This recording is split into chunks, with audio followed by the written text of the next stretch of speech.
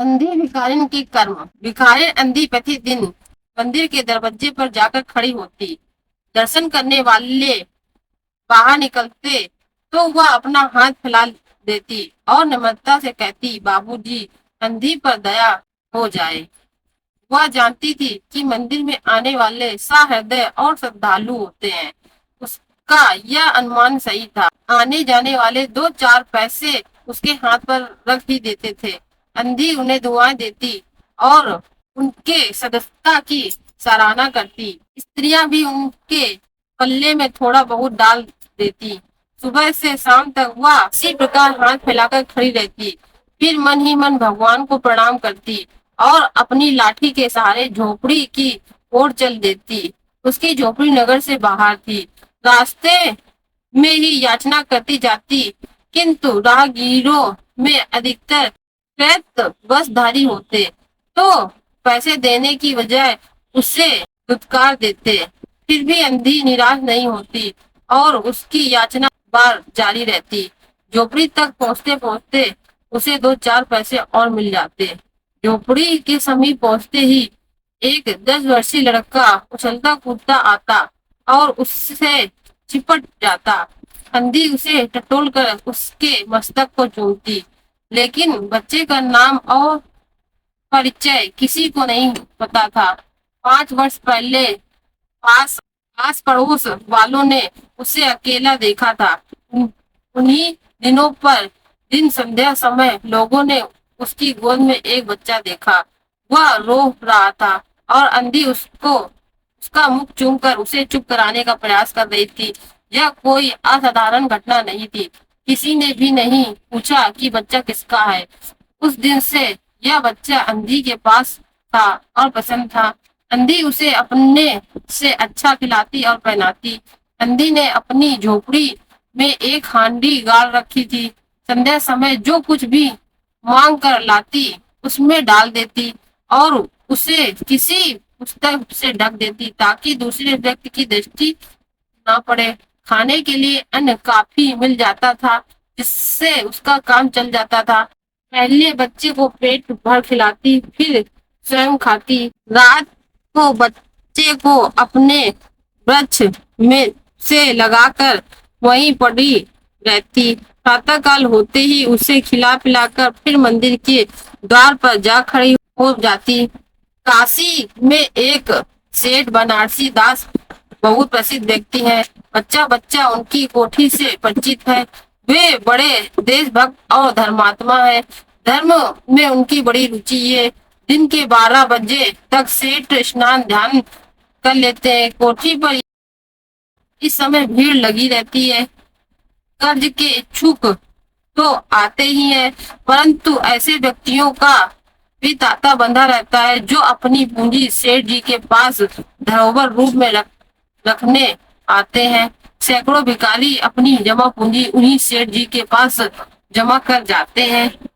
अंधी को भी यह बात ज्ञात थी, किंतु पता नहीं अब तक वह अपनी कमाई यहाँ जमा कराने में क्यों हिचकती थी। उसके पास काफी रुपए हो गए थे। हांडी लगभग पूरी भर चुकी थी। उसे शंका थी कोई चुरा न ले। एक दिन संध्या समय अंधी ने वह हांडी उखाड़ी और अपने फटे हुए आंचल में छुपाकर सेठ जी की कोठी पर पहुंची। सेठ जी वहीं खाते के पृष्ठ उलट रहे थे। उन्होंने पूछा, क्या है? अंधी ने हांडी उनके आगे सरका दी और डरते डरते कहा, सेठ जी, इससे अपने पास जमा कर लो। मैं अंधी अपाहिज हूँ, कहाँ रखूं? सेठ जी ने हांडी की ओर देखकर कहा, इसमें क्या है? अंधी ने उत्तर दिया, भीख मांगकर अपने बच्चे के लिए दो चार पैसे संग्रह किए हैं, अब अपने पास रखते डरती हूँ। कृपा इन्हें आप अपनी कोठी में रख लें। सेठ जी ने मुनीम की ओर इशारा करते हुए कहा, भाई जमा कर लो। फिर अंधी से पूछा, तेरा नाम क्या है? अंधी ने अपना नाम बताया। मुनीम जी ने नगद गिनकर उसके नाम से जमा कर ली और वह सेठ जी को आशीर्वाद देते हुए अपनी झोपड़ी की ओर चल दी। 2 वर्ष बहुत सुख के साथ बीते। इसके पश्चात एक दिन लड़के को जौहर ने दबोच लिया।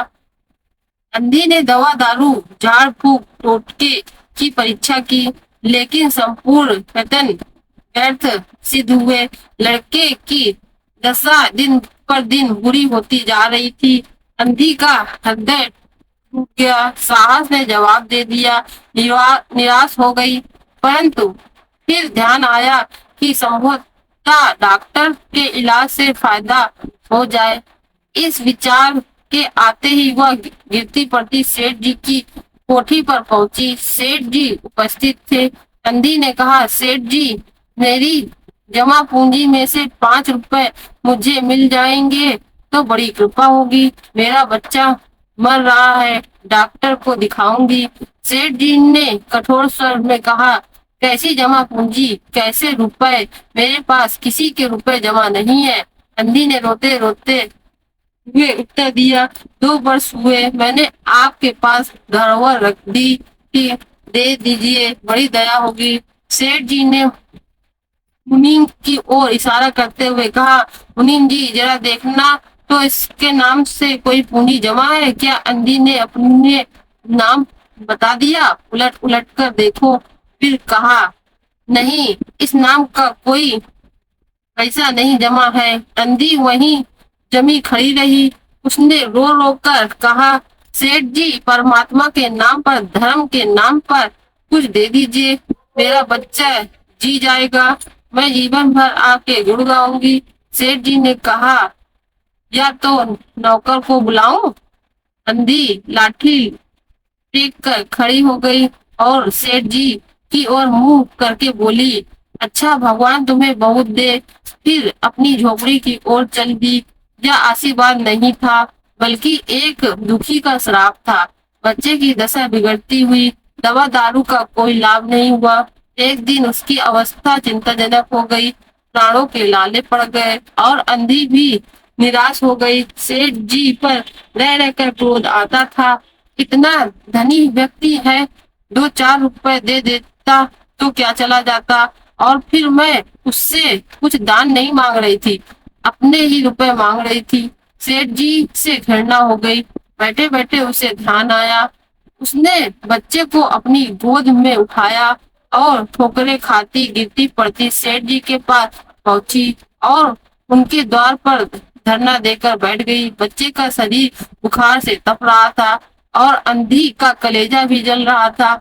एक नौकर बाहर आया। अंधी को बैठाकर देखकर उसने सेठ जी को सूचना दी। सेठ जी ने आज्ञा दी कि उसे भगा दो। नौकर ने अंधी से चले जाने को कहा, किंतु वह उस स्थान से हटने का नाम नहीं ले रही थी। उसने फिर अंदर जाकर कहा कि वह नहीं हटेगी। सेठ जी स्वयं बाहर आए और देखा। बच्चे को देखकर उन्हें बहुत आश्चर्य हुआ कि उसकी शकल सूरत उनके मोहन से बहुत मिलती जुलती है। 7 वर्ष पहले मोहन किसी मेले में खो गया था। उसकी बहुत खोज की, पर उसका कोई पता नहीं चला। उन्हें स्मरण हो आया कि मोहन की जांघ पर एक लाल रंग का चिन्ह था। इस विचार के आते ही उन्होंने अंधी की गोद से बच्चे की जांघ देखी। चिन्ह था, लेकिन पहले से कुछ बड़ा। उन्हें विश्वास हो गया कि बच्चा उन्हीं का है। उन्होंने बच्चे को छीनकर अपने कलेजे से चिपका लिया।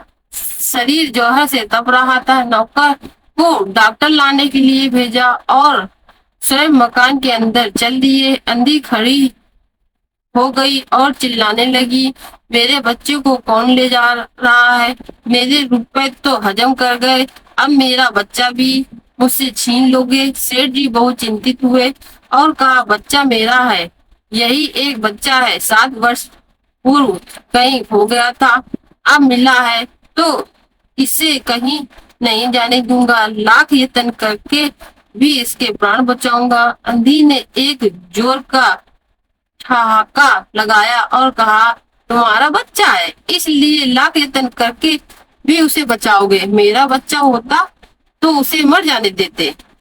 क्या यह भी कोई न्याय है? इतने दिनों तक खून पसीना एक करके उसे पाला है, मैं उससे अपने हाथ से नहीं जाने दूंगी। सेठ जी अजीब दशा थी, कुछ करते धरते मन नहीं पड़ रहा था। कुछ देर मौन खड़े रहे, फिर मकान के अंदर चले गए। अंधी कुछ समय तक खड़ी रोती रही, फिर वह भी अपनी झोपड़ी की ओर चल दी।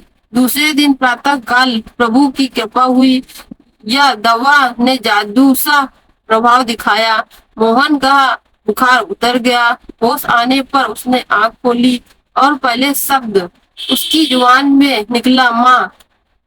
अपरिचित शक्ल देखकर उसने अपनी आंखें फिर बंद कर ली।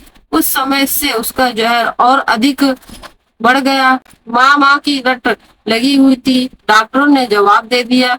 सेठ जी ने कहा, सेठ जी के हाथ पांव फूल गए, अंधेरा दिखाई पड़ने लगा। सोचने लगे क्या करूं, एक ही बच्चा है, इतने दिनों बाद मिला है तो मैं तो उसे अपने चंगुल में दबा रही है, इसे कैसे बचाऊं। सहसा उन्हें अंधी का ध्यान आया। पत्नी को बाहर भेजा कि देखो कहीं वह अब तक द्वार पर न खड़ी हो, परंतु वह वहां नहीं थी। सेठ जी ने पिटन तैयार कराई और बस्ती से बाहर उसकी झोपड़ी पर पहुंचे। झोपड़ी बिना द्वार की थी। अंदर जाकर देखा, अंधी एक फटे पुराने टाट पर पड़ी थी और उसके नेत्रों से अश्रुधारा बह रही थी। सेठ जी ने धीरे से उसे हिलाया। उसका शरीर भी अग्नि की भांति तप रहा था। सेठ जी ने कहा, बुढ़िया तेरा बच्चा मर रहा है, डॉक्टर निराश हो गए हैं, अब तुझे पुकार रहा है, अब तू ही उसके प्राण बचा सकती है। चल और मेरे नहीं अपने बच्चे की जान बचा ले। अंधी ने उत्तर दिया, मरता है तो मरने दो, मैं भी मर रही हूँ, हम दोनों स्वर्ग लोक में फिर माँ बेटी की तरह मिलेंगे। इस लोक में सुख नहीं है, वहाँ मेरा बच्चा सुख में रहेगा, मैं वहाँ उसकी सुचारू सेवा करूंगी। सेठ जी रो दिए। आज तक उन्होंने किसी के सामने सिर नहीं झुकाया था, लेकिन इस समय अंधी के पैरों पर गिर पड़े और रो रो कर कहा, ममता जी लाज रख लो, आखिर तुम भी उसकी माँ हो, चलो तुम्हारे जाने से वह बच जाएगा। ममता शब्द ने अंधी को विकल कर दिया। उसने तुरंत कहा, अच्छा चलो। सेठ जी ने सहारा देकर उसे बाहर निकाला। पिटन ने बिठाया। पिटन घर की ओर दौड़ने लगा। उस समय सेठ जी और अंधी दोनों की एक दशा थी। दोनों की यही इच्छा थी कि शीघ्र से शीघ्र अपने बच्चे के पास पहुंच जाए। कोठी आ गई। सेठ जी ने सहारा देकर अंधी को उतारा और अंदर ले गए। भीतर जाकर अंधी ने मोहन के माथे पर हाथ फेरा। मोहन पहचान गया कि यह उसकी माँ का हाथ है। उसने तुरंत आंखें खोल दी और उसने अपने समीप खड़े हुए देखकर कहा, माँ तुम आ गई। अंधी ने स्नेह से भरे स्वर से उत्तर दिया, हाँ बेटा, तुम्हें छोड़कर कहाँ जा सकती हूँ।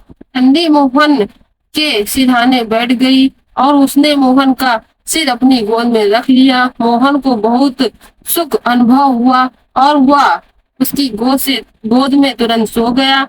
दूसरे दिन से मोहन की दशा अच्छी होने लगी और 10-15 दिन में वह बिल्कुल स्वस्थ हो गया। जो काम हकीम के जोश, वैद्य की पुड़िया और डॉक्टर के मिश्रण से नहीं हो सका, वह अंधी के स्नेह सेवा ने पूरा कर दिया। मोहन के पूरी तरह स्वस्थ होने पर अंधी ने विदा मांगी। सेठ जी ने बहुत कुछ कहा सुना कि वह उन्हीं के पास रह जाए, परंतु वह सहमत नहीं हुई। विवश होकर विदा करना पड़ा। जब वह चलने लगी तो सेठ जी ने रुपयों की एक थैली उसके हाथ में दे दी। अंधी ने कहा, क्या है? सेठ जी ने कहा, इसमें तुम्हारे रुपए हैं, मेरा अपराध। अंधी ने बात काट कर कहा, यह रुपए तो मैंने तुम्हारे मोहन के लिए संग्रह किए थे, उसी को दे देना। अंधी ने थैली वहीं छोड़ दी और लाठी फेंकते हुए चल दी। बाहर निकलकर उसने उस घर की ओर नेत्र उठाकर उसके नेत्रों से अश्रु बह रहे थे, किंतु वह एक भिखारी होते हुए भी सेठ से महान थी। इस समय सेठ याचक था और वह दाता थी।